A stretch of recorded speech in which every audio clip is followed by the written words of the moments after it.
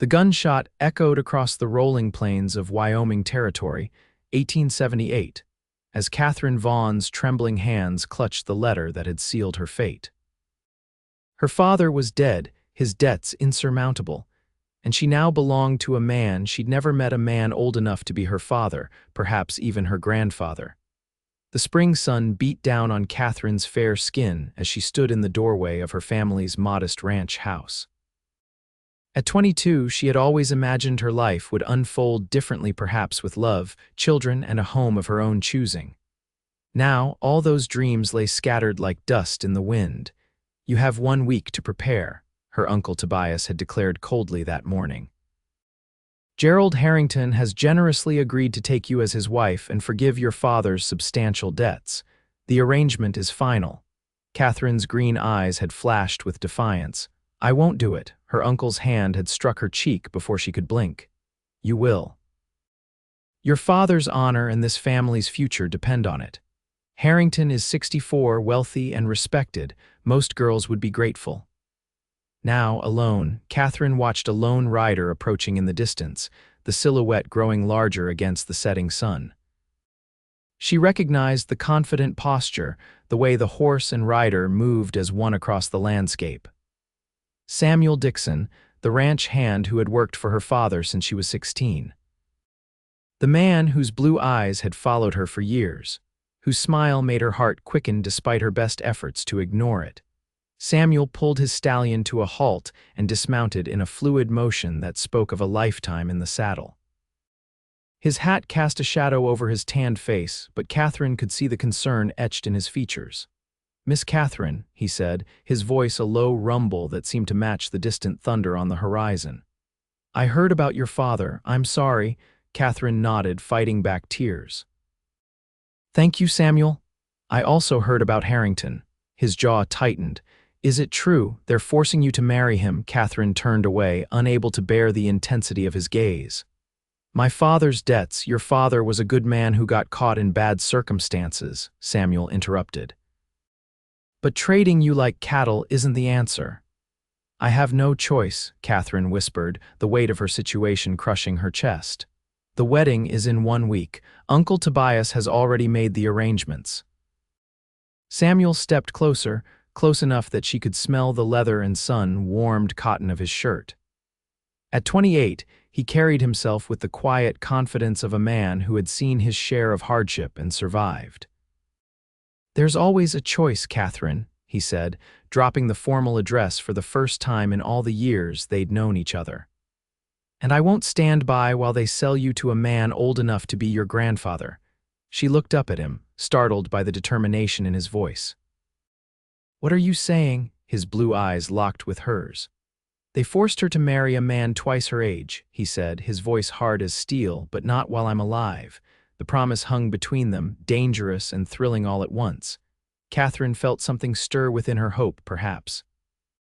Or something deeper that she'd kept buried for years. "Samuel, it's impossible.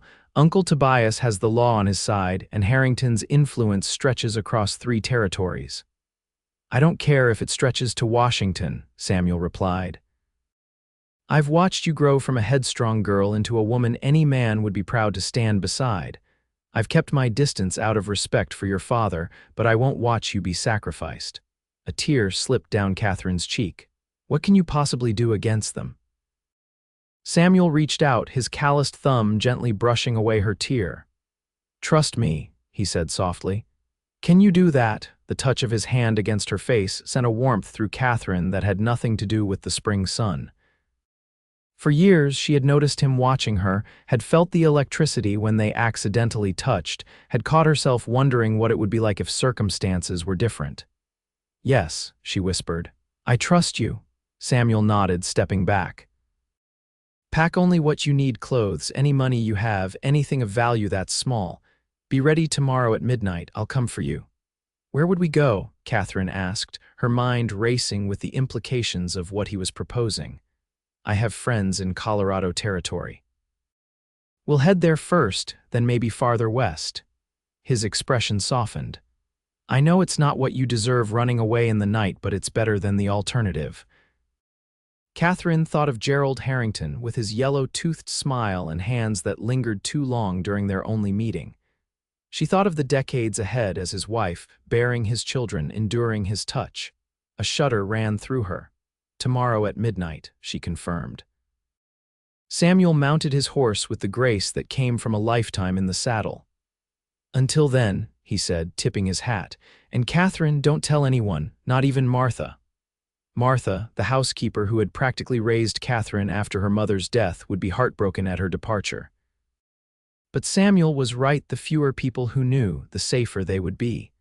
As Samuel rode away, Katherine wrapped her arms around herself, watching his figure grow smaller against the vast Wyoming landscape. For the first time since receiving news of her father's death, she felt something other than despair. It was reckless, perhaps even foolish, but she couldn't deny the flutter of anticipation in her stomach. Tomorrow at midnight, she would either find freedom or face consequences more dire than an unwanted marriage. Either way, her life as she knew it was over. The night hours crawled by with excruciating slowness. Katherine moved through the house like a ghost, packing a small satchel as Samuel had instructed. A change of clothes, her mother's locket, the few dollars she had saved, and a small daguerreotype of her parents. Everything else would remain behind the furniture, her books, the piano her father had purchased at great expense for her 18th birthday. Uncle Tobias arrived just before supper, his thin face creased with suspicion as he watched Katherine set the table. "You seem unusually calm," he observed, his small eyes narrowing. "I expected more resistance." Katherine kept her expression carefully neutral. "What choice do I have? You've made it clear this marriage is my duty." Tobias nodded, seemingly satisfied with her resignation. "Gerald will be a good husband. He's promised you'll want for nothing." "Except love," Katherine couldn't help but reply, her uncle's face darkened. "Love is a luxury for those who can afford it, girl. Your father chose love over sense when he married your mother, and look where it got him, dead with debts that would have ruined us all if not for Gerald's generosity." Katherine bit back the retort that rose to her lips. Instead, she simply nodded, serving the stew that Martha had prepared before retiring to her room with a headache. "Gerald arrives tomorrow," Tobias continued, tearing into a piece of bread. "He's bringing the preacher from Laramie. The wedding will be the day after." Katherine's heart skipped. "So soon? I thought plans change," Tobias interrupted. "Gerald is eager to conclude the arrangement, and I see no reason to delay. Your mourning for your father can continue as a married woman." Katherine's mind raced. Samuel wasn't coming until midnight tomorrow. If Gerald arrived earlier in the day and the wedding was to be the following morning. "I understand," she said, fighting to keep her voice steady. "If you'll excuse me, I need to see to Martha. She's unwell." Tobias waved her away, already pouring himself another glass of whiskey. Katherine hurried upstairs, her heart pounding.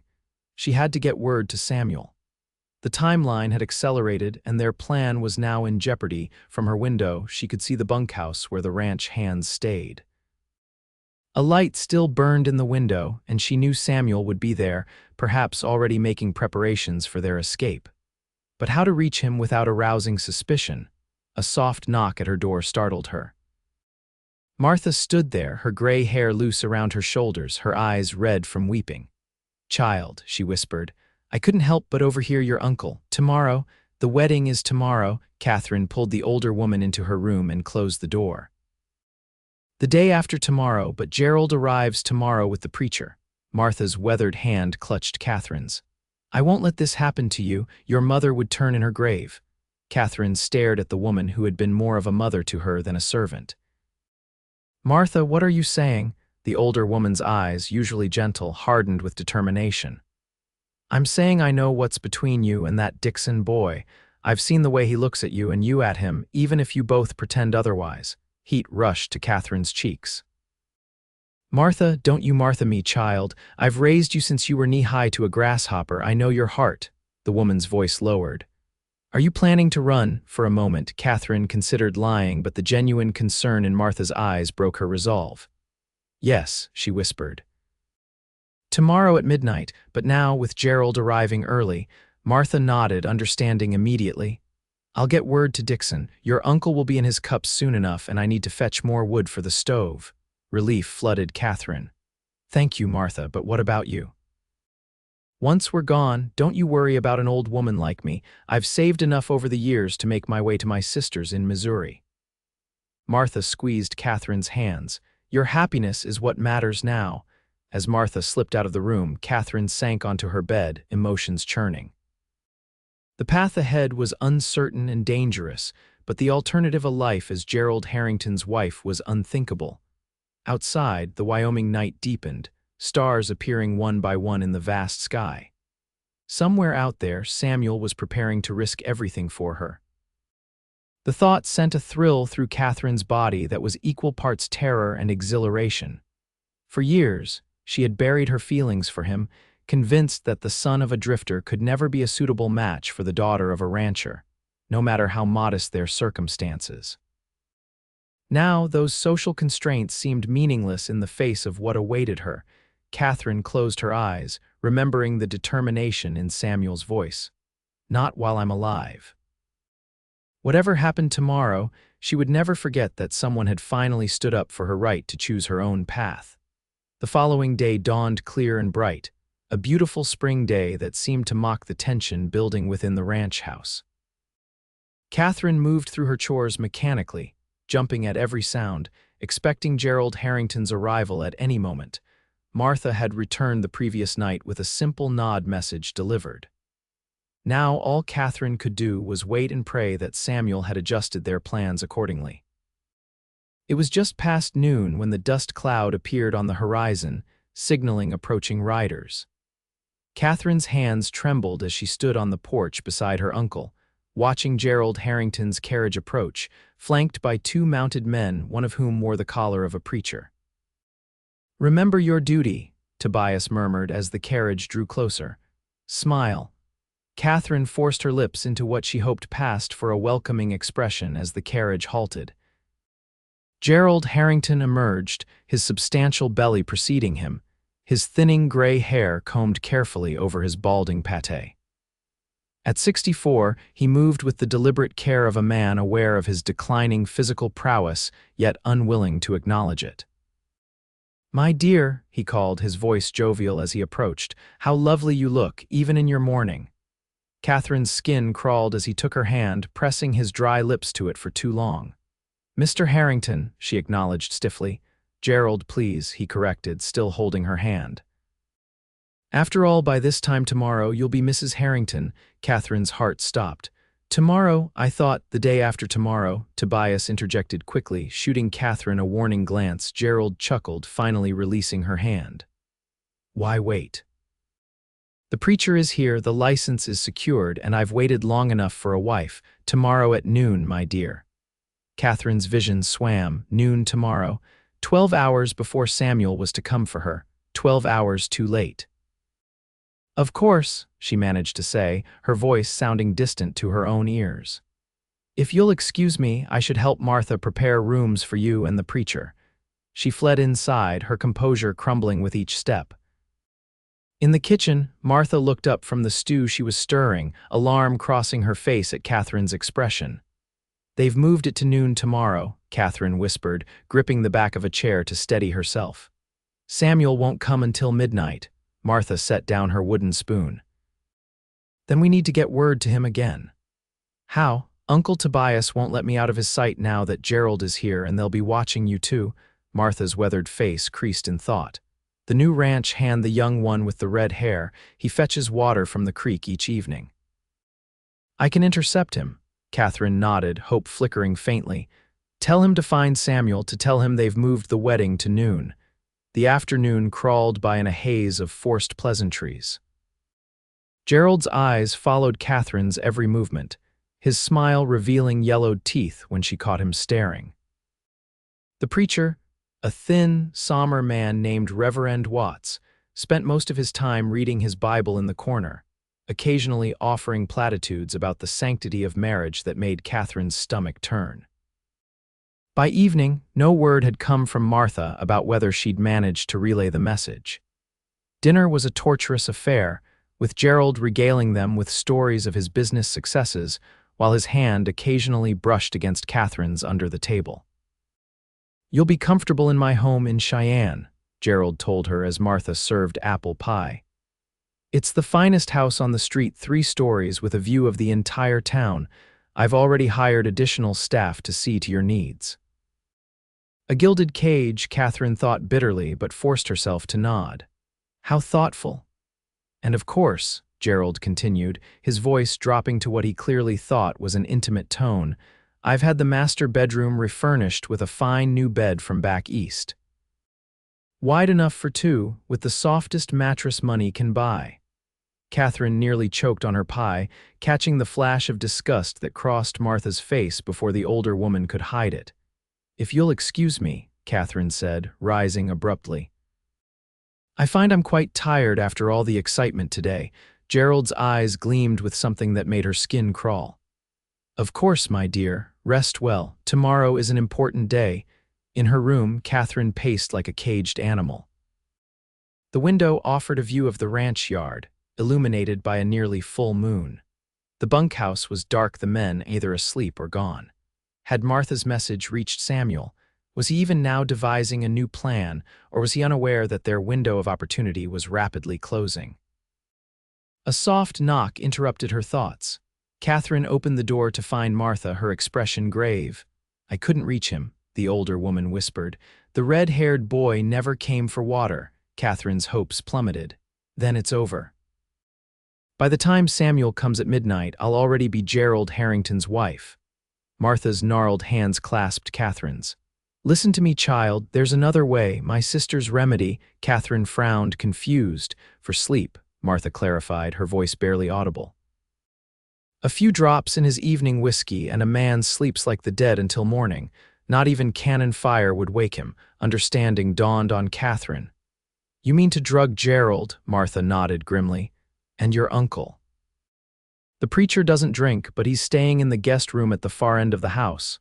If we're quiet, he won't hear a thing." It was risky, dangerous even, if they were caught. "Do it," Catherine decided. "What other choice do we have?" Martha squeezed her hands. "Pack your things. When Samuel comes at midnight, be ready." As Martha slipped away, Catherine turned back to the window. The moon illuminated the landscape with an ethereal glow, the shadows of the barn and corrals stretching across the yard like fingers reaching for her. Somewhere out there, Samuel was preparing to risk everything for her freedom, for the chance that they might build something together. For the first time since her father's death, Catherine allowed herself to imagine a future beyond tomorrow. A future with Samuel Dixon by her side, heading west to territories where no one knew them, where they could start fresh. It was a dangerous dream, filled with uncertainty, but it was hers to choose, and that made all the difference. The house fell silent around 10 o'clock. Catherine sat on her bed fully dressed, her small satchel packed and hidden under her bed. Martha had reported success. Both Gerald and Uncle Tobias had consumed generous portions of whiskey laced with her sister's remedy. They were now snoring loudly in their respective rooms, unlikely to wake before dawn. The hours until midnight stretched endlessly. Catherine stared at the small clock on her bedside table, watching the minutes tick by with excruciating slowness. 11 o'clock, 11:30, 11:45. At 5 minutes to midnight, Catherine retrieved her satchel and crept to her window. The yard below was quiet, bathed in moonlight. No sign of Samuel yet. Midnight came and went. 5 minutes passed. 10 minutes. Catherine's heart pounded in her chest, each minute increasing her anxiety. Had something happened to him? Had he been caught? Or worse, had he changed his mind? At 20 minutes past midnight, a shadow moved near the barn. Catherine strained her eyes, trying to make out details in the darkness. The figure moved cautiously toward the house, keeping to the shadows. Samuel. Catherine's heart leapt. She grabbed her satchel and tiptoed down the stairs, avoiding the third step that always creaked. The house was silent except for Gerald's thunderous snores from the guest room. Martha waited by the back door, a small bundle of her own clutched to her chest. "He's here." Catherine nodded. "By the barn." "Go," Martha urged, embracing her quickly. "I'll follow in a few days once the dust settles. My sister is expecting me." "Come with us now," Catherine pleaded. Martha shook her head. I'd only slow you down. Besides, someone needs to face them in the morning to give you more time. She pressed something into Catherine's hand, a small pouch that jingled with coins. My savings, take it. Catherine's throat tightened with emotion. Martha, go, the older woman repeated, more urgently this time. And be happy, child, that's all I've ever wanted for you. With a final embrace, Catherine slipped out the back door into the night. The cool air hit her face as she hurried across the yard, staying in the shadows as Samuel had done.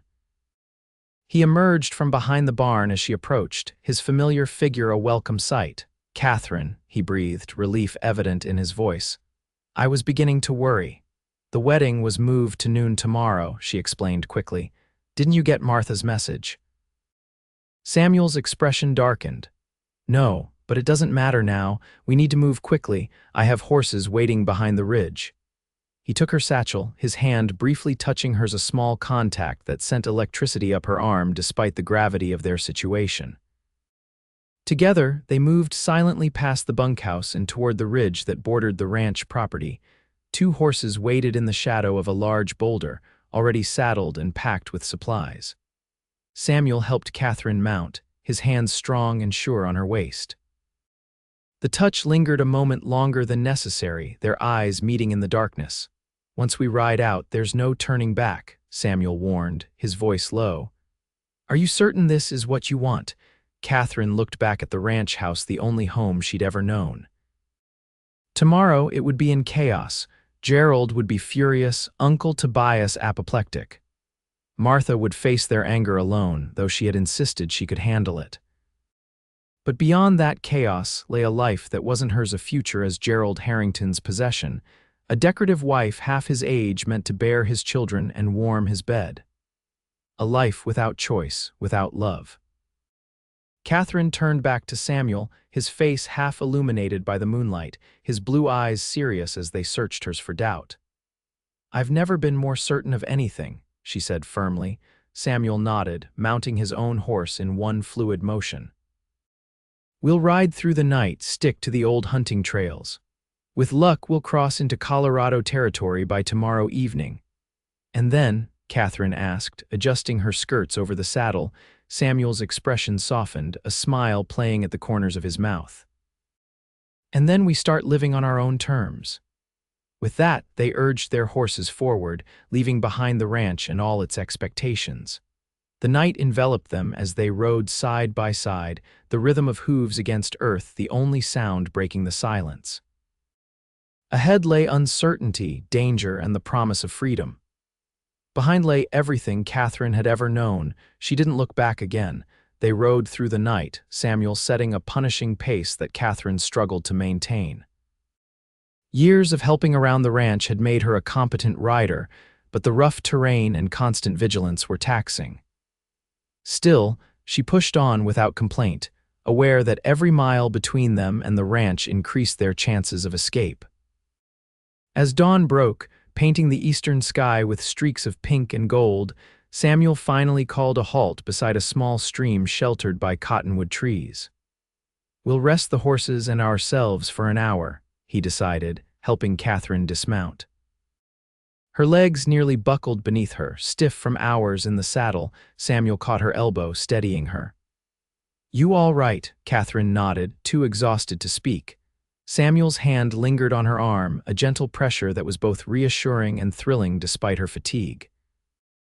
You've been brave, he said softly, his eyes tracing her face with an intensity that made her breath catch. Braver than most men I know, Catherine managed a small smile, not brave, desperate. Sometimes they're the same thing. He released her arm reluctantly. I'll see to the horses. You should rest. While Samuel unsaddled the horses and led them to drink, Catherine sank onto the soft grass beneath one of the cottonwoods. From their elevated position, she could see for miles across the Wyoming Territory rolling hills giving way to distant mountains, the landscape painted in the soft colors of early morning. Somewhere behind them, Gerald Harrington would be waking to discover his bride to be missing. The thought brought a mixture of satisfaction and anxiety. Would he pursue them? A man of his wealth and influence would have resources at his disposal, perhaps even connections with law enforcement across multiple territories. Samuel returned with a canteen and a small bundle wrapped in cloth. "It's not much," he apologized, unwrapping jerky and hardtack, "but it'll keep us going until we reach West Fall." West Fall, Katherine accepted the canteen gratefully. "Small settlement just over the Colorado border. Friend of mine runs the livery there. He'll give us fresh horses and a place to rest properly." Samuel settled beside her, close enough that their shoulders almost touched. "From there, we can decide our next move." Katherine took a bite of jerky, the salted meat tough but welcome after hours of riding. "You said you have friends in Colorado Territory," Samuel nodded. "Jack Murphy. We rode together for the Pony Express years back before the war. He's got a small horse ranch outside Denver now." He paused, watching her carefully. "It's good country. Growing fast, but still wild enough that a man and a woman can make their own way without too many questions." The implication hung in the air between them, a place where they could start over, together. The thought sent a flutter through Katherine's stomach that had nothing to do with hunger. "What will we tell people?" she asked, voicing one of the many practical concerns that had been running through her mind. "About us, I mean." Samuel's expression grew serious. "That depends on what you want, Katherine." "What I want?" "Yes." He shifted to face her more directly. "I took you away from a forced marriage because I couldn't bear to see you trapped. But I don't want to be another man making decisions about your life." Katherine stared at him, struck by the sincerity in his blue eyes. In all her planning and fear, she hadn't fully considered what would happen after their escape. What did Samuel expect from her? What did she want from him? "I don't know what I want yet," she admitted softly. "Except freedom to decide for myself." Samuel nodded, understanding in his gaze. "Then that's what you'll have. When we reach Jack's place, you can stay as his guest while you figure things out. No obligations to me or anyone else." The relief Katherine felt was mingled with an unexpected disappointment. Part of her had hoped, perhaps, that Samuel had orchestrated this escape because of feelings for her that matched the ones she'd barely acknowledged for him. "And you?" she asked, trying to keep her voice casual. "What will you do?" Samuel's gaze drifted to the horizon. "Move on, I suppose." "There's always work for a man who knows horses." He looked back at her, something unreadable in his expression. "Unless you'd want me to stay." The air between them seemed to thicken, charged with unspoken possibilities. Katherine found herself struggling to breathe normally, her heart racing in a way that had nothing to do with their dangerous situation. Before she could respond, a distant sound caught Samuel's attention. He was on his feet in an instant, hand going to the revolver at his hip as he stared intently in the direction they had come. "What is it?" Katherine asked, rising to stand beside him. "Riders," Samuel said grimly. "At least 3, maybe more, moving fast." Katherine's blood ran cold. "Gerald." "Possibly, or your uncle." Samuel was already moving toward the horses. "Either way, our rest is over. We need to move."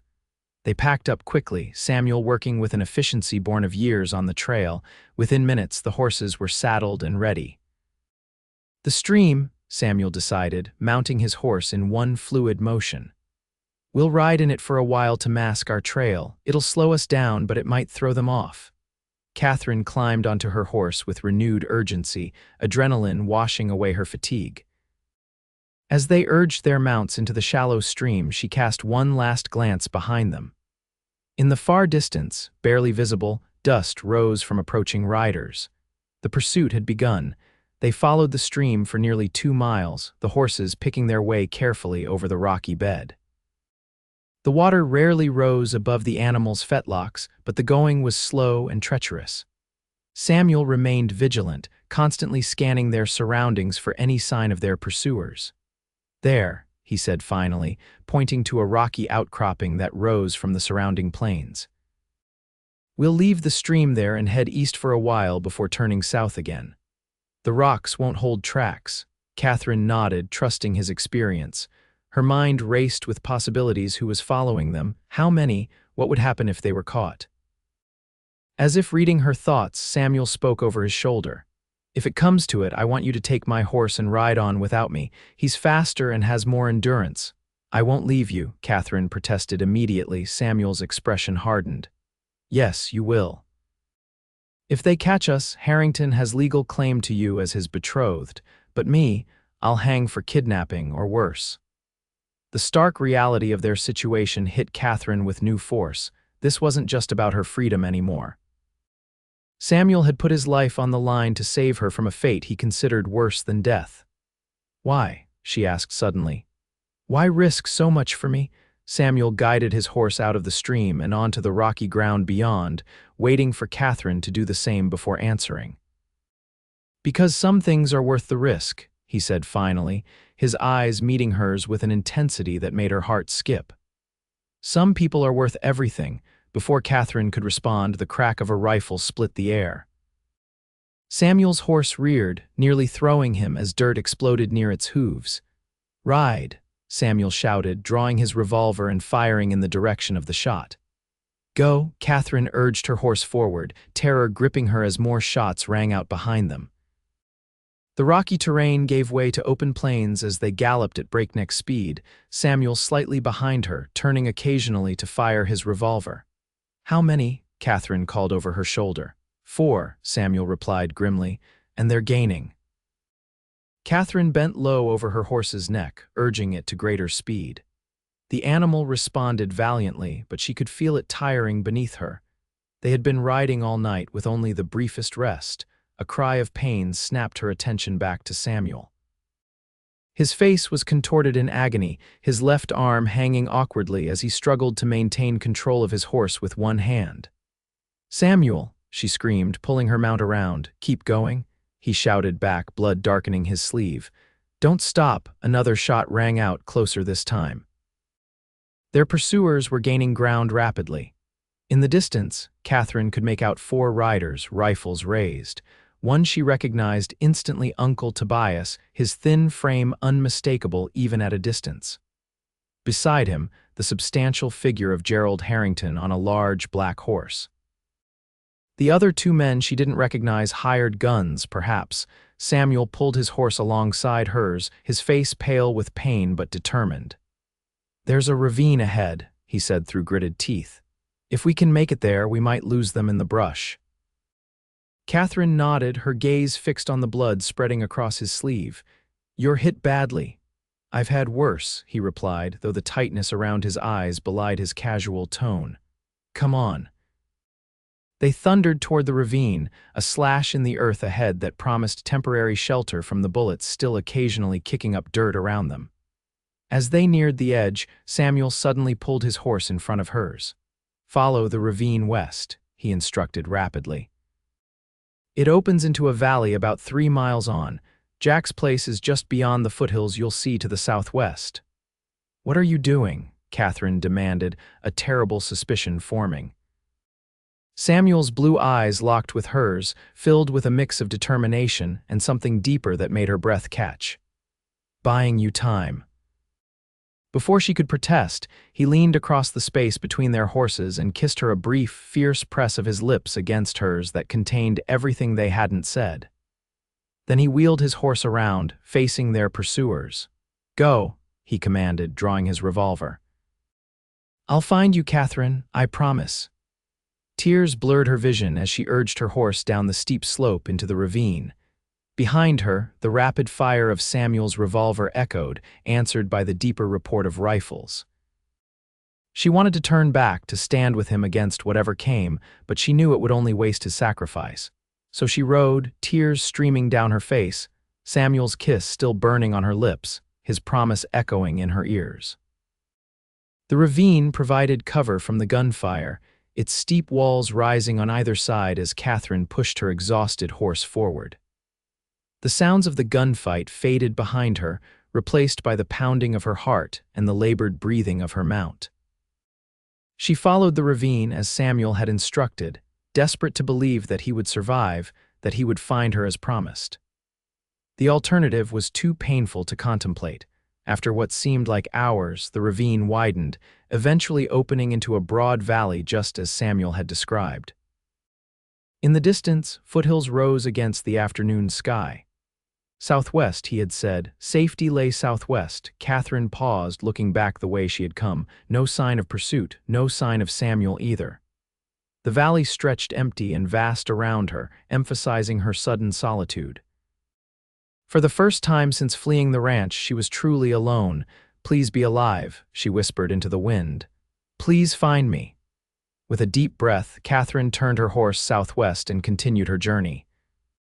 Alone, but carrying with her the memory of Samuel's kiss and the promise of a future she had only just begun to imagine. The sun was setting by the time Katherine spotted the small cluster of buildings nestled against the foothills. Her horse, pushed beyond endurance, moved at little more than a walk now. Katherine herself swayed in the saddle, exhaustion and hunger making her light-headed. As she approached the ranch, a dog began barking, alerting the inhabitants to her arrival. A man emerged from the barn, rifle in hand, watching her approach with cautious interest. "That's far enough," he called when she was within earshot. "State your business." Katherine reined her horse to a halt, summoning what remained of her strength. "I'm looking for Jack Murphy," she called back. "Samuel Dixon sent me." The man's posture changed instantly, the rifle lowering as he stepped forward. "Sam Dixon, where is he?" "There was trouble," Katherine said, her voice breaking. "He stayed behind to hold them off, told me to find you." The man, Jack, she presumed, approached quickly, his weathered face creased with concern. He was older than Samuel, perhaps in his early 40s, with graying hair and the bow-legged gait of a lifelong horseman. "Get down from there before you fall down," he said, reaching up to help her dismount. As her feet touched the ground, her legs buckled beneath her. Jack caught her easily, his strong arms supporting her weight. "What's your name, miss?" he asked, his voice gentler now. "Katherine Vaughn," she replied, fighting to stay conscious as exhaustion threatened to overwhelm her. "Samuel said you'd help us." "And so I will," Jack assured her, leading her toward the ranch house with an arm around her waist to steady her. "Any friend of Sam's is a friend of mine, but first let's get you inside. My wife will see to you while I tend to your horse." The ranch house was modest but welcoming, with a large central room dominated by a stone fireplace. A woman rose from a chair as they entered, tall and handsome, with dark hair streaked with silver and kind eyes that widened at the sight of Katherine. "Mary, this is Katherine Vaughn," Jack explained. "Friend of Sam Dixon's. She's dead on her feet and needs looking after." Mary Murphy moved forward immediately, taking Katherine's arm from her husband. "Of course. Come, dear, let's get you cleaned up and fed." "Samuel," Katherine managed to say, her voice barely a whisper. "He's hurt. They were shooting." Mary exchanged a glance with her husband, silent communication passing between them. "Jack will go look for him," Mary assured her, guiding Katherine toward a hallway. "But first, you need to rest. You're no good to Samuel or anyone else if you collapse." Katherine wanted to protest, to insist they search for Samuel immediately, but her body betrayed her. The room swam before her eyes, and the last thing she remembered was Mary Murphy's strong arms catching her as darkness closed in. She woke to sunlight streaming through unfamiliar curtains, momentarily disoriented. The events of the past 2 days crashed back with stunning clarity: the escape, the chase, Samuel's injury, his kiss, his sacrifice. Samuel, was he alive? Had Jack found him? Katherine sat up too quickly, her head spinning. She was in a small but comfortable bedroom, dressed in a nightgown that wasn't her own. Through the window, she could see mountains in the distance, bathed in morning light. A soft knock sounded at the door, and Mary Murphy entered carrying a tray. "Good, you're awake," she said with a warm smile. "How are you feeling?" "Better," Katherine answered truthfully, though anxiety clawed at her. "Has there been any word of Samuel?" Mary's smile faltered slightly as she set the tray on a small table by the bed. "Jack left at first light with 2 of our hands. They're searching the ravine where you last saw him." "I need to go too," Katherine said, throwing back the covers. Mary placed a gentle but firm hand on her arm. "You need to eat and regain your strength. Jack knows what he's doing." Katherine subsided reluctantly, accepting the cup of coffee Mary offered. The hot liquid revived her further, and she took stock of her situation. She was safe, at least for the moment, but Samuel's fate remained unknown, and the threat of Gerald and Uncle Tobias still loomed. How long was I asleep? She asked. Nearly 14 hours, Mary replied, pouring oatmeal from a pot into a bowl. Your body needed it, now eat, then we can talk about what happens next. Katherine obediently began to eat, surprising herself with her appetite. As she ate, Mary sat in a chair by the window, her calm presence reassuring.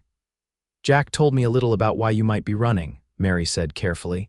Something about a forced marriage. Katherine nodded, setting down her spoon. My father died in debt to Gerald Harrington, a businessman from Cheyenne. He's 64 years old and decided I would make a suitable wife in exchange for forgiving the debt. Mary's expression hardened. And Samuel helped you escape this arrangement. Yes, he's worked on our ranch for years. When he heard about the marriage, Katherine's voice faltered as she remembered his words, not while I'm alive. He's a good man, Samuel Dixon, Mary said softly. Jack thinks of him as a younger brother. They rode some dangerous trails together back in the day. He risked everything for me, Katherine whispered, tears threatening again, and I don't even know if he's alive. Mary reached over to squeeze her hand. If anyone can survive out there, it's Samuel, and if anyone can find him, it's my Jack. Katherine drew strength from the woman's confidence, finishing her breakfast with renewed determination. Afterward, Mary provided clean clothes, simple but sturdy attire more suited to ranch life than Katherine's travel-worn dress. They were my daughters, Mary explained as Katherine dressed. She's married now, living in Denver with her husband and children. About your size, though. Dressed and feeling more like herself, Katherine followed Mary to the main room of the house. Through the window, she could see the ranch yard bustling with activity men tending to horses, a young boy carrying buckets of water, chickens scratching in the dirt. How long have you and Jack been here? She asked, drawn to the peaceful domesticity of the scene. Going on 15 years now, Mary replied, moving to the stove to stir something that smelled delicious. Jack rode for the Express, then scouted for the Union during the war. When it was over, we decided we wanted somewhere quieter to raise our children. It's beautiful, Katherine said honestly, thinking of her own family's ranch smaller than this, but with its own charm. A pang of homesickness surprised her. Despite everything, it had been her home. Mary smiled, understanding in her eyes. It grows on you. The winters are hard, but spring makes it all worthwhile. She hesitated, then added gently, You're welcome to stay as long as you need, Katherine, whatever happens. The implication hung in the air, whatever happens with Samuel, whatever happens with your pursuers.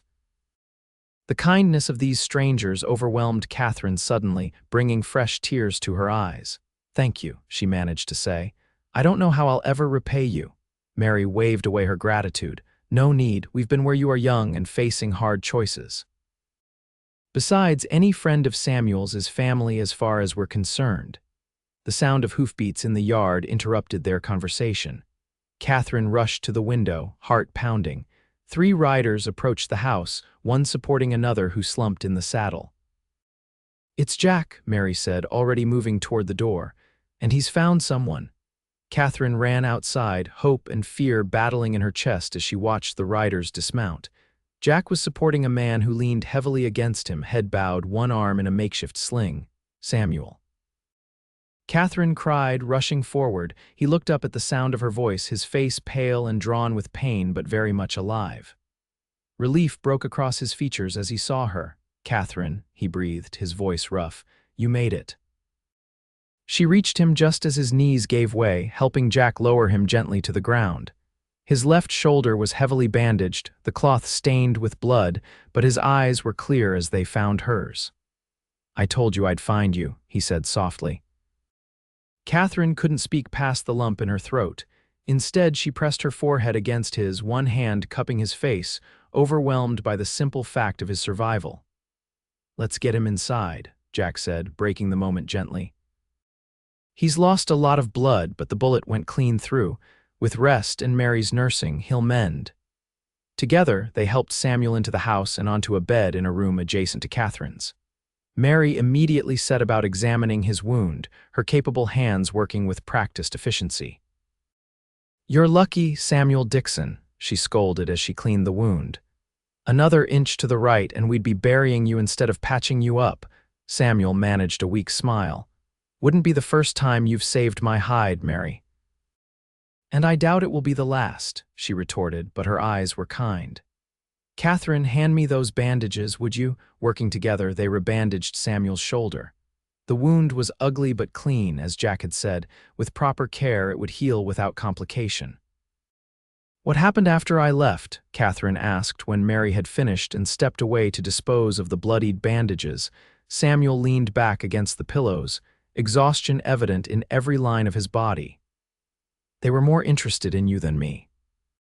3 of them continued the pursuit while one stayed behind to deal with me.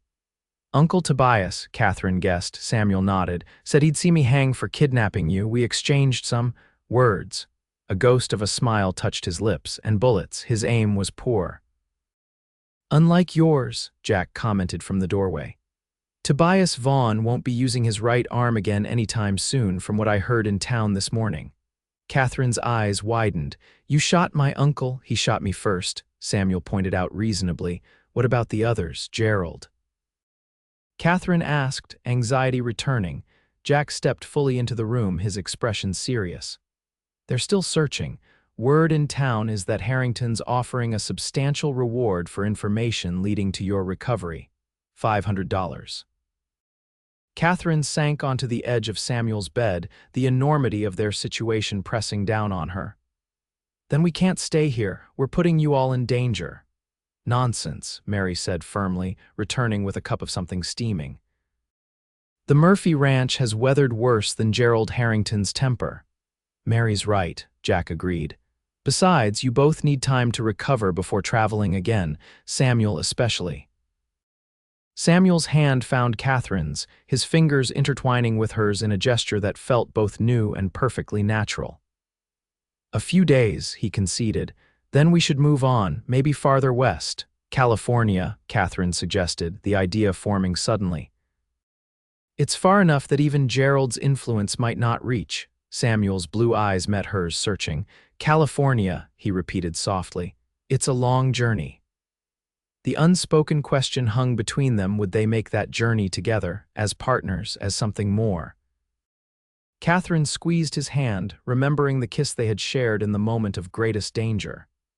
We have time to figure it out, she said quietly. Samuel's answering smile was tired but genuine. Yes, he agreed, we have time. As Jack and Mary tactfully withdrew, leaving them alone, Katherine felt a sense of possibility unfurling within her. For the first time in her life, her future was entirely her own to shape, not determined by her father's debts or her uncle's arrangements. It was terrifying and exhilarating all at once, and though danger still lurked, with Samuel's hand warm in hers and his promise kept, Katherine found she could face whatever came next with newfound courage. The next few days passed in a blur of recovery for both Katherine and Samuel. His wound, while serious, began to heal cleanly under Mary's expert care. Katherine's exhaustion faded, replaced by a growing restlessness as she contemplated their next move. Jack brought news from town daily. Gerald Harrington had expanded his search, sending telegrams to law enforcement throughout Colorado Territory. Uncle Tobias, his arm in a sling, had been seen at the doctor's office in the nearby settlement, his face dark with rage as he questioned locals about strangers in the area. They're getting closer, Samuel observed on the 4th evening as they sat on the porch watching the sunset. He was strong enough to move around now, though his left arm remained in a sling. We can't stay much longer.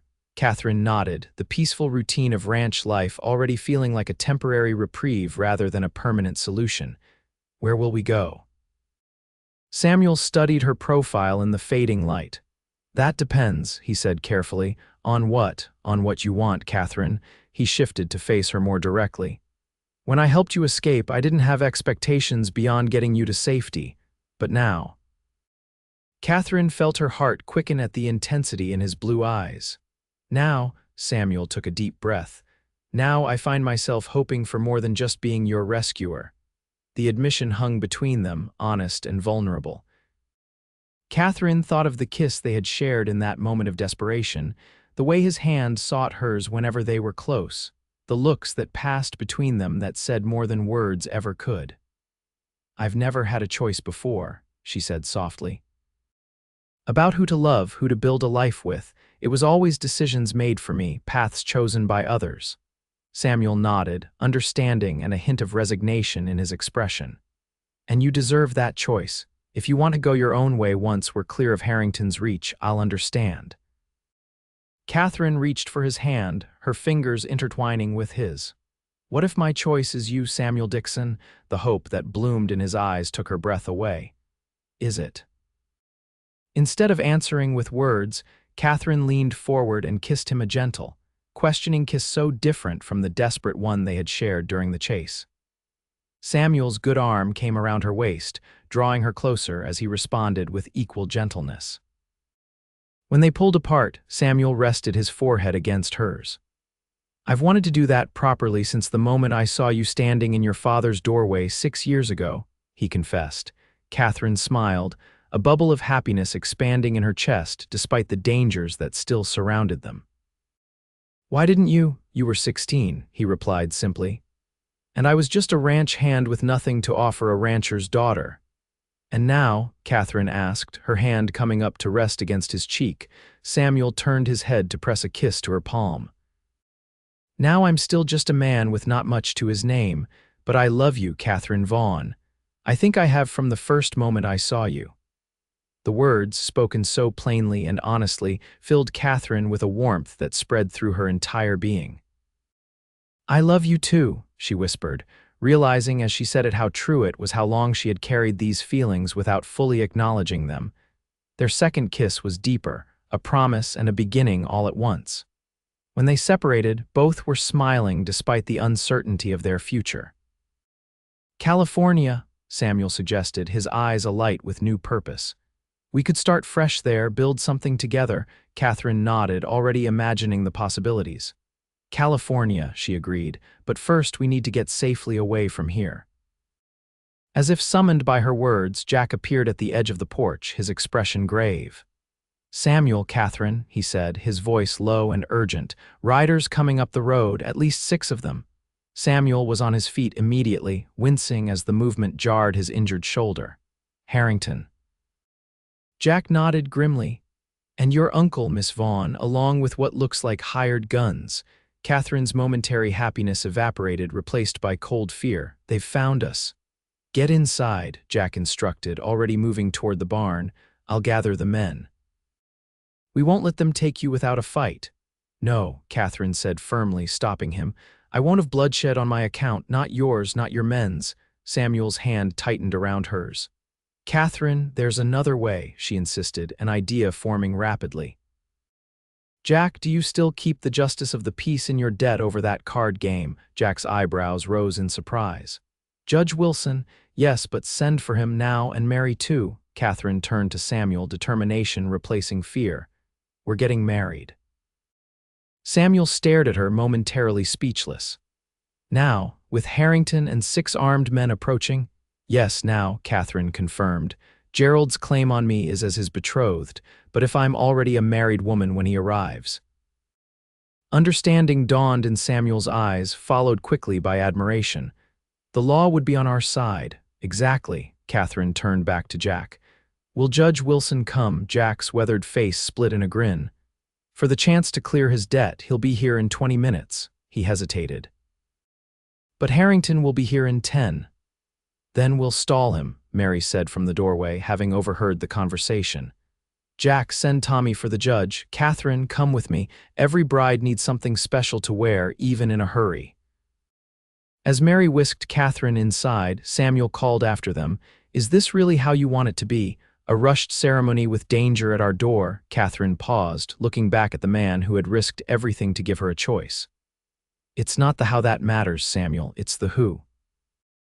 His answering smile was all the confirmation she needed. True to Jack's prediction, the riders appeared at the edge of the ranch property just as Mary was fastening a simple white ribbon in Katherine's hair. The dress she wore was one of Mary's own, hastily altered to fit Katherine's smaller frame, not a wedding gown by any means, but clean and presentable. "They're here," Jack announced from the doorway. Samuel's waiting in the main room. I've sent the men to intercept our visitors, slow them down a bit. Mary stepped back, surveying her handiwork. You look beautiful, dear. Now, let's go make you a Dixon before Gerald Harrington can say otherwise. The main room of the ranch house had been hastily arranged for the occasion. Samuel stood by the fireplace, his injured arm still in a sling, but the rest of him cleaned up impressively in borrowed clothes. His eyes widened as Katherine entered, a smile spreading across his face that made her heart skip. Judge Wilson just rode in the back way, Jack reported, taking up position by the window where he could watch the approaching riders. He'll be inside momentarily. Katherine moved to stand beside Samuel, taking his good hand in hers. Are you sure about this? She asked quietly. It's rather sudden. Samuel's fingers tightened around hers. I've been sure for years, he replied simply. Just never thought I'd get the chance. Before Katherine could respond, the door opened and a thin, bespectacled man hurried in, clutching a worn Bible. Jack Murphy, he greeted breathlessly. Your boy said it was urgent. Judge Wilson, Jack acknowledged. We need a wedding performed immediately, legal and binding. The judge's eyebrows rose as he took in the scene, Samuel with his arm in a sling, Katherine in her hastily arranged bride's attire, and Jack dividing his attention between them and the window. Those wouldn't happen to be Gerald Harrington's men I passed on the road, would they? He asked shrewdly. The very same, Jack confirmed, and they're about 5 minutes from my front door. Judge Wilson sighed, adjusting his spectacles. I assume there's a story here that I'm better off not knowing the details of. A story of a young woman being forced to marry a man 3 times her age to settle her dead father's debts, Mary said firmly, and a brave man who helped her escape that fate. The judge's expression softened as he looked at Katherine. Is that true, young lady? You're here of your own free will. Katherine nodded, her grip on Samuel's hand tightening. Completely, Your Honor. I wish to marry Samuel Dixon, and I wish to do it before Gerald Harrington can force me into a marriage I never agreed to. Judge Wilson considered for a moment, then nodded decisively. Well then, let's not waste time. Places, everyone. They arranged themselves before the fireplace, with Jack and Mary standing as witnesses.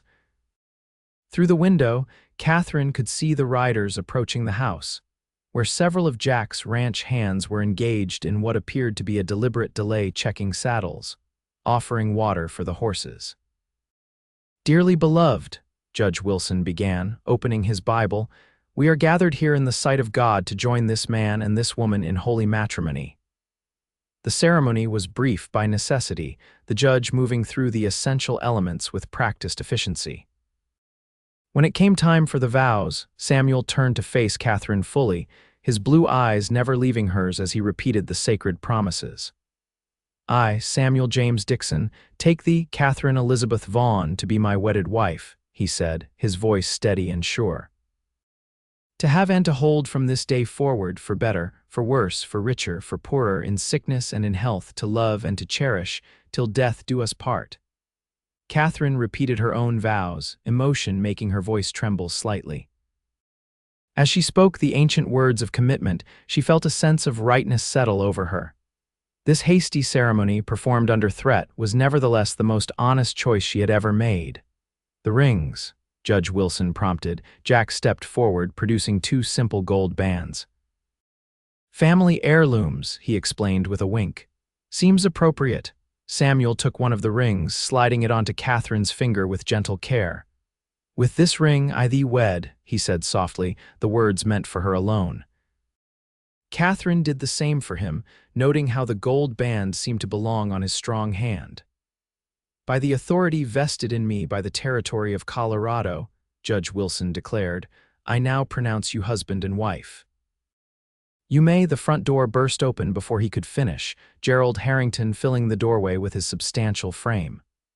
Behind him, Uncle Tobias appeared, his right arm indeed in a sling, his face contorted with rage. Katherine, Gerald bellowed, his face flushed with exertion and anger.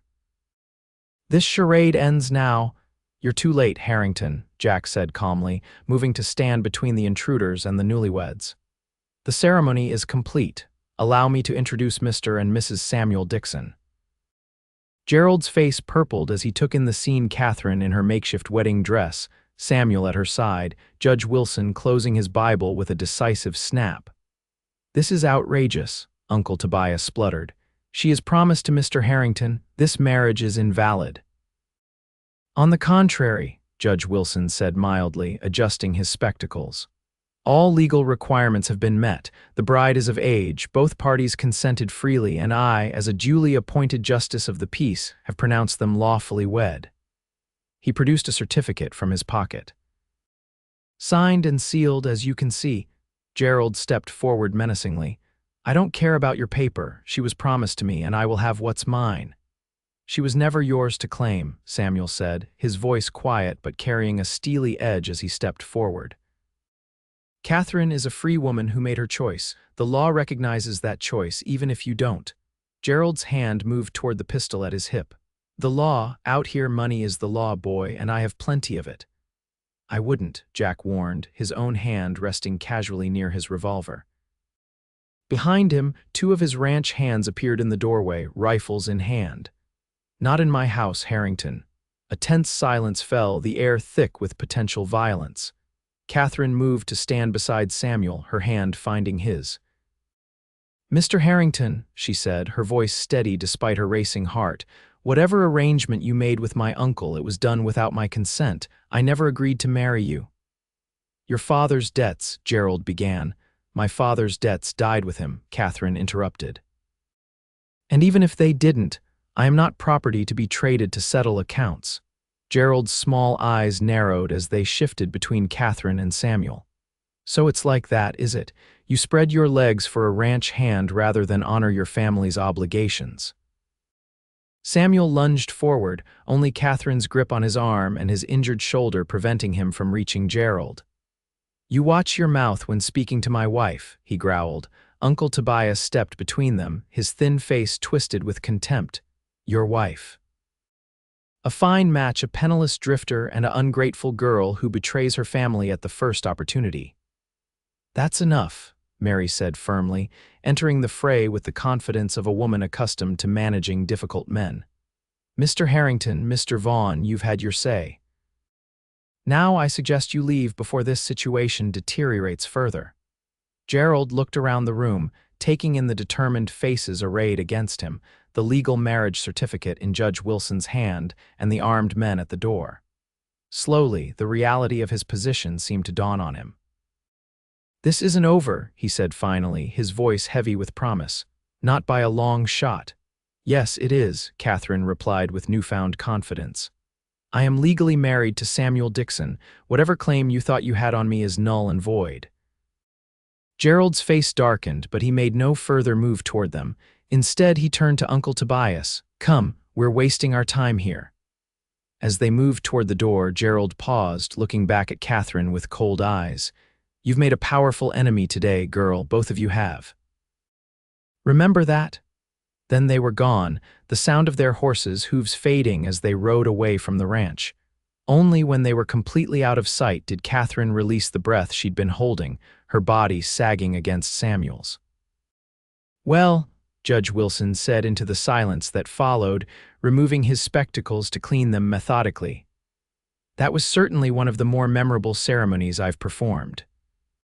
A bubble of near-hysterical laughter escaped Katherine, quickly spreading to the others until the room rang with relieved mirth. Samuel's arm tightened around her waist, his own chuckles rumbling in his chest. "Thank you, Your Honor," Samuel said when the laughter had subsided. "You saved us today." The judge waved away his gratitude. "Just doing my duty to see justice done." He glanced at Jack with a sly smile, and clearing an old debt in the process. As Judge Wilson took his leave, Mary began bustling about, declaring that every wedding, no matter how hastily arranged, deserved a proper celebration. Jack disappeared to the cellar, returning with a bottle of whiskey he claimed had been saving for a special occasion. "To Mr. and Mrs. Dixon," he toasted, raising his glass. "May your marriage be long and happy and considerably less exciting than its beginning." As glasses clinked and congratulations were offered, Katherine looked up at Samuel, her husband. a word that still seemed unreal in her mind. His blue eyes met hers, filled with a mixture of love, relief, and lingering concern. "Are you all right?" he asked quietly, leading her to a quiet corner while Jack regaled his ranch hands with the story of Gerald's hasty retreat. Katherine considered the question seriously. "I'm married to a man I love who risked everything to give me a choice," she said slowly. "But we're also facing the enmity of one of the most powerful men in the territory, with little but the clothes on our backs and your injured shoulder." Samuel's mouth quirked in a half-smile. "When you put it that way, and yet," Katherine continued, reaching up to touch his face gently, "I've never been more certain of anything in my life." The worry in Samuel's eyes softened, replaced by something warmer. "We'll figure it out," he promised. "Harrington may be powerful, but he can't hunt us forever. And I meant what I said in those vows, Katherine, for better or worse." "For better or worse," she echoed, leaning up to kiss him softly, no longer caring who witnessed this display of affection for her husband. As the impromptu celebration continued around them, Katherine felt a sense of peace settle over her despite the uncertainties that still lay ahead. They had overcome the immediate danger. They were legally married, bound together in the eyes of the law and in their hearts. Whatever came next, they would face it together, and that, she realized, was all that truly mattered. The following days passed in a haze of newfound intimacy and practical planning. Jack and Mary insisted the newlyweds stay until Samuel's shoulder was fully healed, offering the small cabin at the edge of their property for privacy. "It was built for our son before he moved to Denver," Mary explained as she helped Katherine settle in. "It's not much, but it's yours for as long as you need it." The cabin was indeed small, a single room with a bed, table, 2 chairs, and a small stove, but to Katherine, it was perfect. After years in her father's house and days on the run, this tiny space represented freedom and possibility. The first night they spent together as husband and wife was both awkward and beautiful, their initial shyness giving way to a tenderness that left Katherine wondering why she had ever feared this aspect of marriage. In Samuel's arms, she found not domination but partnership, not duty but joy.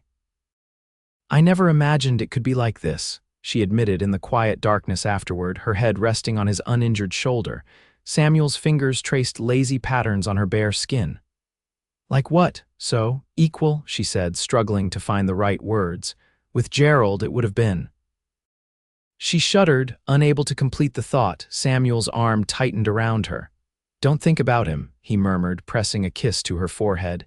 "He has no power over you anymore." Yet they both knew that wasn't entirely true. Gerald Harrington's influence extended throughout the territory, his wealth giving him access to resources they could only imagine. Though he had retreated for now, Katherine doubted he would accept defeat so easily. Her fears proved justified when Jack returned from town 3 days later with troubling news.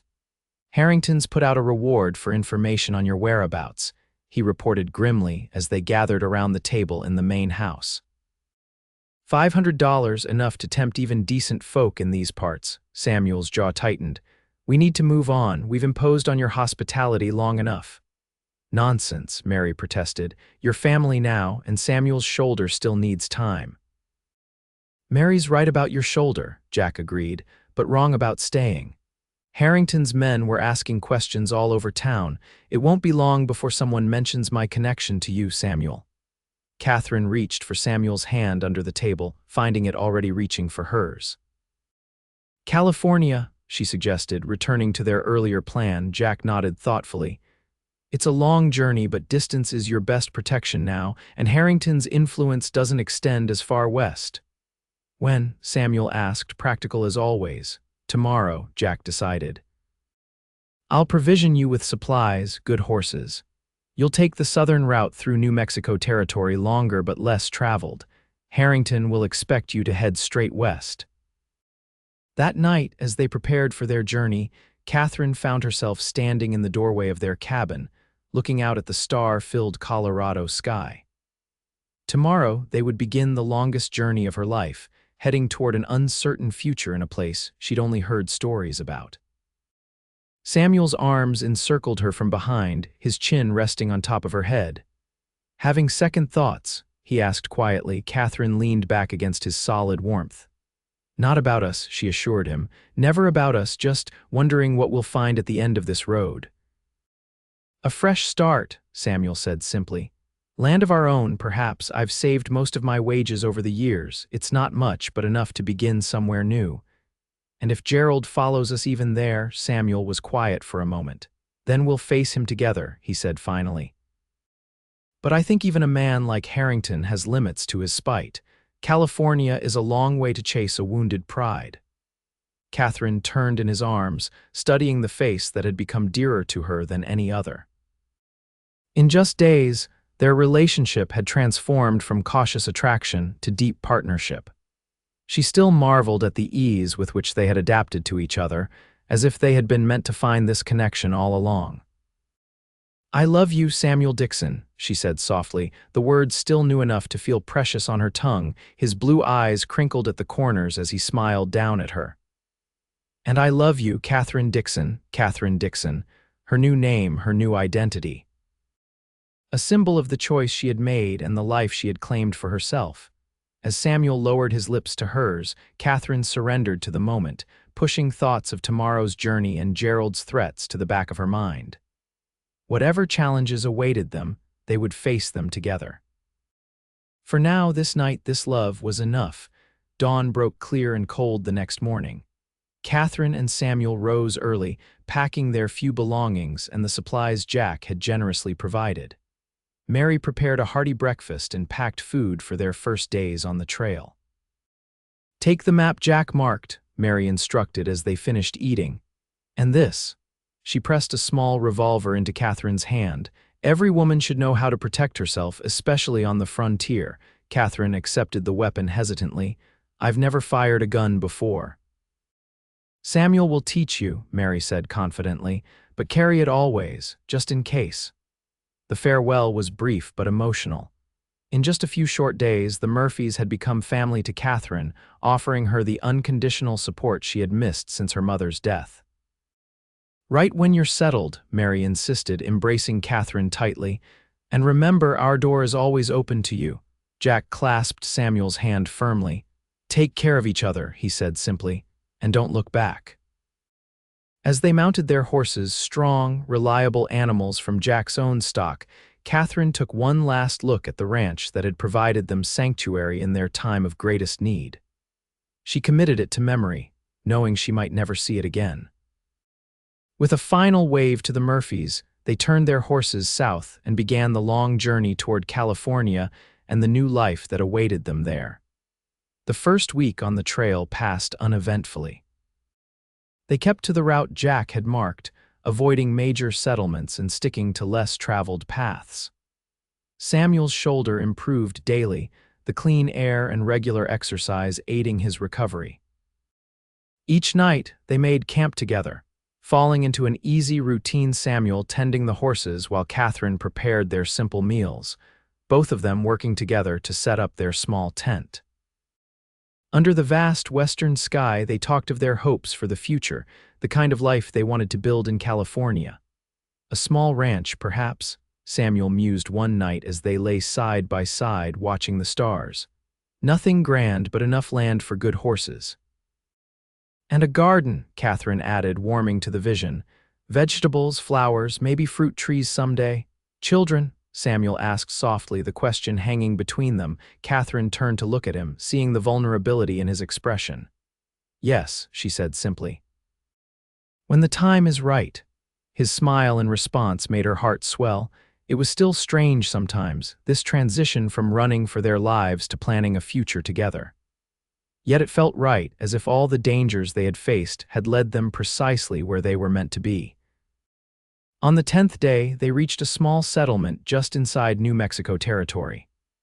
Their supplies were running low, and Samuel decided they should risk stopping briefly to restock. We'll be quick, he promised, as they approached the cluster of buildings that constituted the town of Cimarron. In and out before anyone takes too much notice. Katherine nodded, though apprehension tightened her stomach. It was their first venture into civilization since leaving the Murphy Ranch, and Gerald's reward still hung over their heads. The town was typical of frontier settlements, a main street lined with essential businesses. A saloon doing brisk business despite the early hour, a small church at one end, and a general store that would have what they needed. "Wait with the horses," Samuel suggested, dismounting in front of the store. "I'll get our supplies." But Katherine shook her head, suddenly unwilling to be separated from him even briefly. "We'll go together." Inside, the store was dim and cluttered, shelves stocked with everything from canned goods to tools to ready-made clothing. The proprietor, a thin man with spectacles perched on his nose, greeted them with polite curiosity. Passing through. He asked as Samuel selected flour, coffee, and other necessities. "Just restocking," Samuel replied noncommittally. "Been on the trail a while." The man nodded, wrapping their purchases in brown paper. "Heading anywhere in particular?" Katherine tensed at the question, but Samuel answered smoothly. "North to Wyoming. My brother's got a place near Laramie." The lie came easily, a precaution they had agreed upon. Better that anyone asking after them thought they were heading in the opposite direction from their actual route.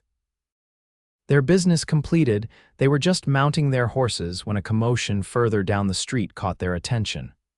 A stagecoach had arrived, passengers disembarking amid a flurry of activity. Katherine's blood ran cold as she recognized one of the figures stepping down from the coach, a tall, thin man with his right arm in a sling. "Uncle Tobias." "Samuel," she whispered urgently, nodding toward the stagecoach. Samuel followed her gaze, his body tensing as he spotted Tobias. "Mount up." "Slowly, don't draw attention." They turned their horses away from the main street, walking rather than galloping to avoid notice. Katherine's heart hammered in her chest as they made their way toward the edge of town. "Has he seen us?" she asked, resisting the urge to look back. "I don't think so," Samuel replied, his voice tight, "but let's not take chances." They had nearly reached the outskirts when a shout rang out behind them. Katherine Vaughn," Uncle Tobias's voice, unmistakable even at a distance. Katherine urged her horse faster, Samuel doing the same beside her. More shouts followed, and then the sound of hoofbeats. Someone was following them. Samuel reached across to grab the reins of Katherine's horse, leading them off the main trail and into the scrubby terrain that bordered the town. "Ride hard," he instructed, releasing her reins.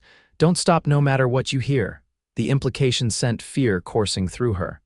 "Samuel, I'm right behind you," he assured her. "Now go." They galloped away from Cimarron, dust billowing behind them as they pushed their horses to their limits. The sound of pursuit grew fainter, then louder again as their pursuers organized themselves. A gunshot cracked the air, the bullet whistling harmlessly past them. Samuel drew his revolver, twisting in the saddle to return fire without slowing. "Keep going," he shouted to Katherine as another shot rang out. The terrain grew rougher as they left the trail entirely, navigating through rocky outcroppings and sparse vegetation. Their horses, sturdy and well-trained, responded admirably to the challenge, but Katherine knew they couldn't maintain this pace indefinitely. A cry of pain snapped her attention back to Samuel. His horse had stumbled, nearly throwing him from the saddle. Though he recovered quickly, Katherine could see blood darkening the sleeve of his shirt. His wound had reopened, or he'd been grazed by a bullet. "Samuel," she called, slowing her horse. "Don't stop," he commanded, his voice strained but determined. "There's a river ahead, we need to reach it." Katherine could see it now, a ribbon of silver cutting through the landscape. If they could cross it, they might lose their pursuers in the rough country beyond. They pushed on, the sound of pursuit growing fainter as the terrain worked in their favor. Their horses plunged into the river, the cold water reaching their stirrups as they forded the swift current. On the other side, Samuel led them into a dense thicket of cottonwood trees that lined the riverbank.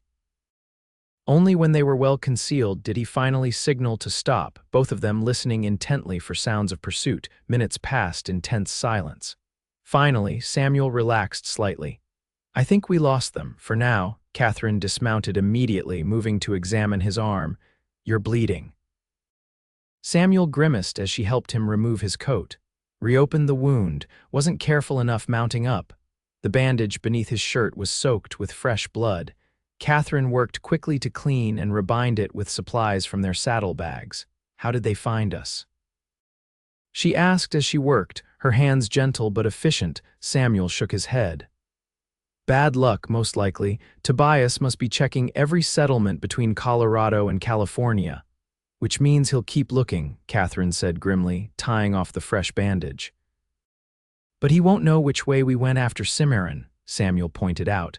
We've bought ourselves some time. They rested the horses for an hour, then continued west, staying well away from established trails. By nightfall, they had put considerable distance between themselves and Cimarron, making camp in a small canyon that offered both water and protection from prying eyes.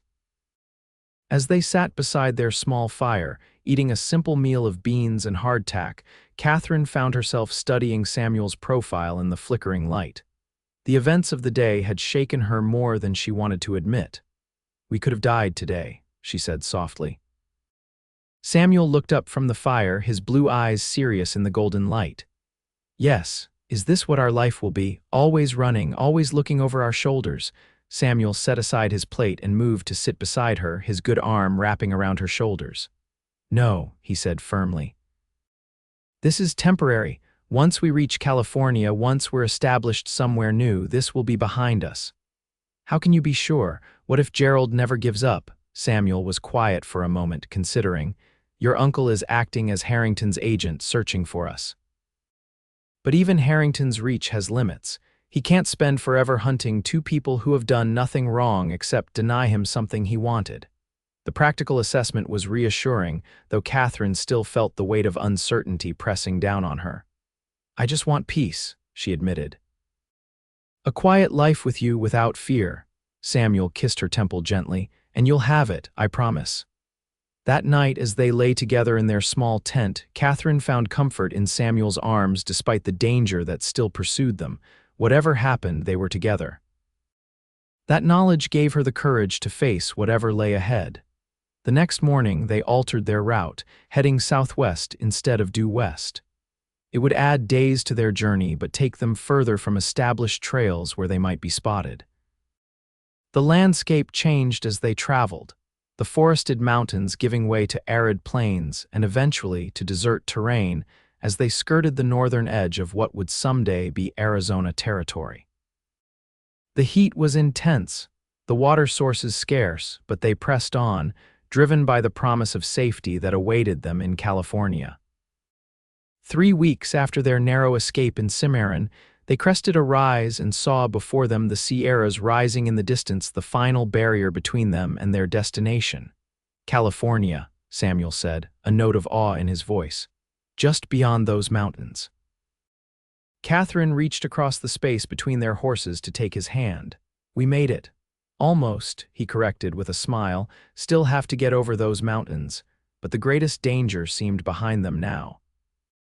They had encountered no further sign of pursuit since Cimarron, and as they drew closer to California, the likelihood of Gerald or Uncle Tobias finding them diminished further.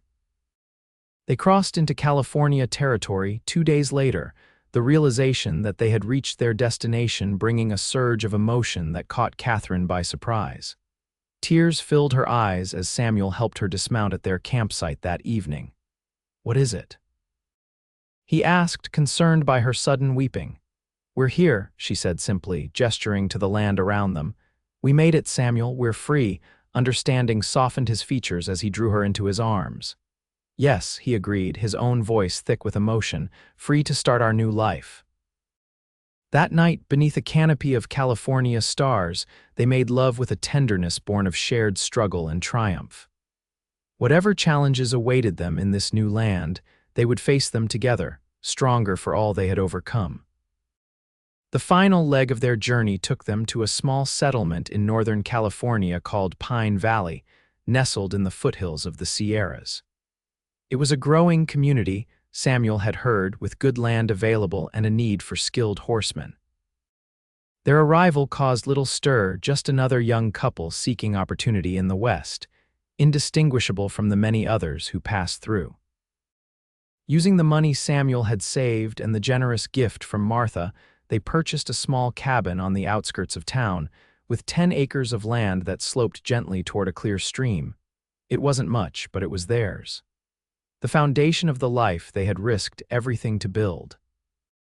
Samuel found work almost immediately, his skill with horses quickly recognized by the local ranchers.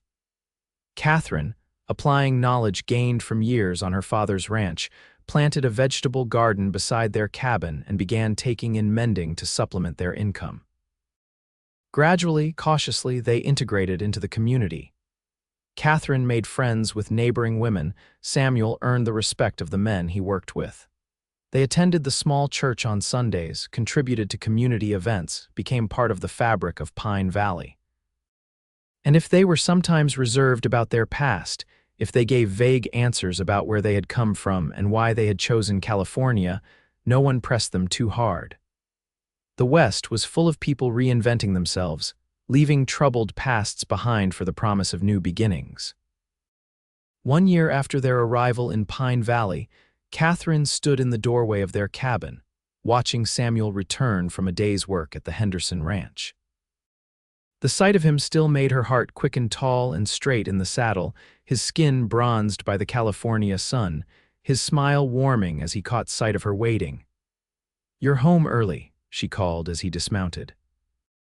Samuel led his horse to the small corral they had built together, his movements easy and confident. "Henderson gave me the afternoon off, said I'd earned it." There was something in his voice, a suppressed excitement that piqued Katherine's curiosity.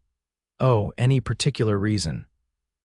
Samuel finished tending to his horse before approaching her, an envelope in his hand. "This came for you," he said, offering it to her, "from Mary Murphy."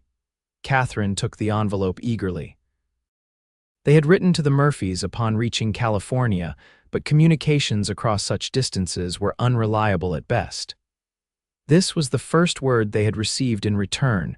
Inside was a letter filled with news Jack and Mary were well, their ranch prospering. Their daughter in Denver had given birth to another child, a boy they had named Samuel in honor of their friend.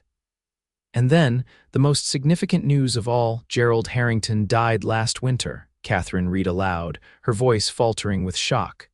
Pneumonia took him quickly. "Your uncle Tobias has returned east," they say. "With Harrington gone, it seems his enthusiasm for finding you has waned." She looked up at Samuel, seeing her own astonishment mirrored in his expression. "They're not looking for us anymore," she whispered. "It's really over." Samuel's arms encircled her waist, drawing her close. "We're truly free now," he agreed softly. The realization settled over them like a blessing. No more looking over their shoulders, no more careful answers to innocent questions. Just the life they had built together, now secured against the threats that had once haunted them. That night, as they sat on the porch of their small cabin watching the sunset paint the California sky in shades of gold and crimson, Katherine rested her head on Samuel's shoulder, a sense of peace enveloping her that she had never thought possible. "I have something to tell you," she said softly, her hand finding his. "Something I've suspected for a few weeks now." Samuel turned to her, his blue eyes curious in the fading light. "What is it?" Katherine guided his hand to rest against her still flat stomach, watching as understanding dawned in his expression. "We're going to have a child," she said, her voice trembling with joy, "in the winter." The wonder that transformed Samuel's face was something Katherine knew she would remember for the rest of her life. His eyes filled with tears as he knelt before her, both hands now cradling her abdomen as if it held the most precious treasure in the world. "A baby," he whispered, awe in every syllable. "Our baby," Katherine nodded, her own tears flowing freely now. "Our family, Samuel, the one we dreamed of during all those nights on the trail." He looked up at her, love and gratitude shining in his eyes. "Thank you," he said simply. "For choosing me, for believing we could have this life." Katherine leaned down to kiss him, pouring all her love into the gesture. "Not while you're alive," she whispered against his lips, echoing the promise he had made that fateful day when everything began. "That's what you said when they tried to force me to marry Gerald, and you kept that promise." Samuel rose to sit beside her again, keeping her close within the circle of his arms. "And I always will," he vowed. "Whatever comes, whatever challenges we face, I'll stand by you, Katherine Dixon. Until my dying day." As twilight deepened around their small cabin, turning the sky to indigo velvet studded with stars, Katherine thought of all the twists and turns that had led them here: her father's death, Gerald's cruel bargain, Samuel's courage, their desperate flight across the frontier. So much danger, so much uncertainty. Yet here they were, safe in each other's arms, a child growing beneath her heart, a future stretching before them bright with promise. Not the life she had once expected, perhaps, but infinitely more precious for having been chosen freely, fought for bravely. "I love you, Samuel Dixon," she said, the words carrying all the gratitude and joy in her heart, his arms tightened around her, his lips brushing her temple. "And I love you, Katherine Dixon, now and always." In the gentle California night, surrounded by the land that had become their home, they sat together in contented silence, watching the stars emerge one by one in the vast western sky. No longer fugitives, no longer afraid, but simply a man and woman building a life together, the life they had risked everything to claim as their own. And in that moment, Katherine knew with absolute certainty that every danger, every hardship had been worth it for love freely given and received, for the family they were creating together, for the peace they had found at last in each other's arms.